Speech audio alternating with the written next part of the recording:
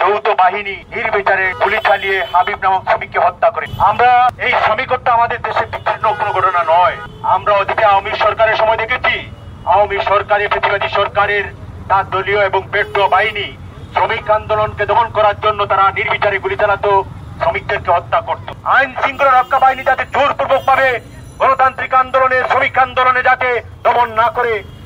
কিন্তু দুঃখজনক হলো সত্য, আমরা 2024 সালে 5 আগস্ট পরবর্তীতে আমরা দেখতে পাই গার্মেন্টস শ্রমিকদের উপর সেই সময় আমরা দেখেছি আন্দোলন শ্রমিকদের উপর গুলি চালিয়ে সেই আন্দোলনকে দমন করার তৈরি হচ্ছে।